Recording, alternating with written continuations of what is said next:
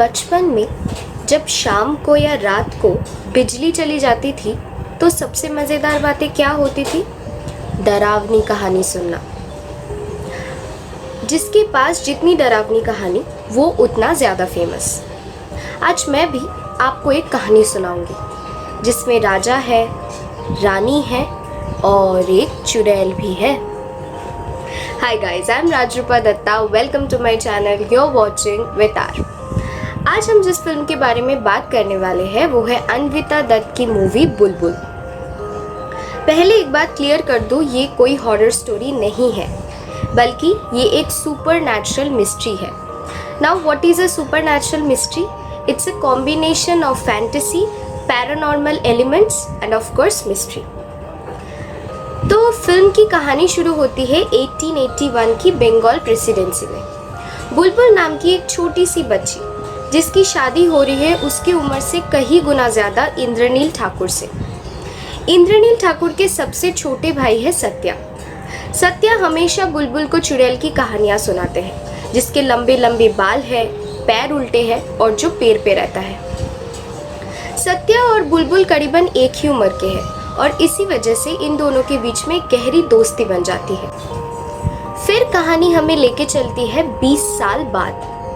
इतने सालों बाद जब सत्या विदेश से पढ़ के घर लौटते हैं तो कहानी एक नया मोड़ लेती है। गांव में अचानक कुछ अजीबोगरीब मौत शुरू हो जाती है। जबकि गांव वालों ने कभी उस चुड़ैल को नहीं देखा है, पर सब ये मानते हैं कि ये सब कुछ उस चुड़ैल का किया धरा है और हमारे सत्या निकल पड़ते हैं उस कातिल को ढूंढने के लिए। अब सत्या को कातिल मिलेगा या नहीं? गांव में ये सब हत्या का आखिर राज क्या है? असली में चुड़ैल है या नहीं? ये सारे सवालों के जवाब आपको इस मूवी में मिल जाएंगे। बुलबुल हमें एक ऐसी सोसाइटी की तस्वीर दिखाती है जहाँ पे एक छोटी सी बच्ची जिसको खेलना, कूदना, पेड़ पे चढ़ना, डरावनी कहानी सुनना, आम तोड़ना बहुत पसंद है और जिसको शायद शादी का मतलब भी नहीं पता।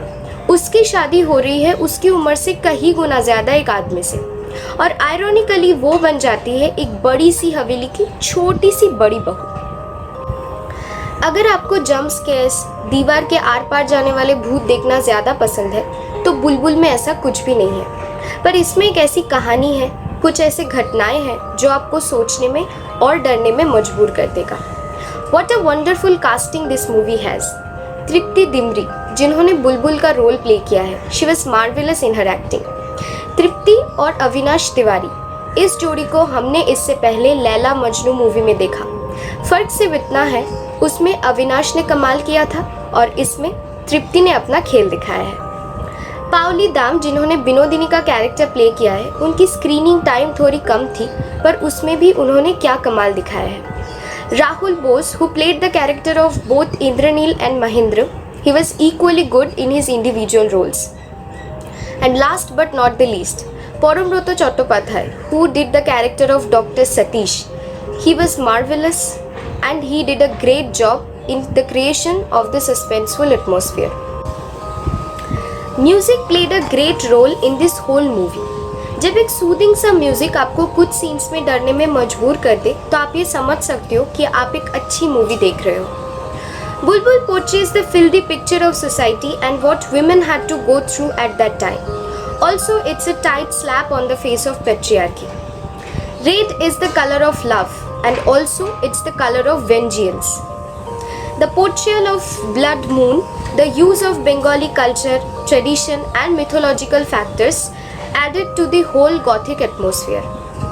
Sometimes the name Mohendro and Binodini reminds us of Tagore's Chokhir Bali, when sometimes the friendship between Satya and Bulbul reminds us of Satyajit Ray's Charulata. ये फिल्म हमें उस जमींदार की समय की याद दिलाती है जहाँ पे बड़े बड़े हवेलियों में ऐसे कई राज दफन होते थे। This movie successfully entangles the concept between good and evil, God and demon.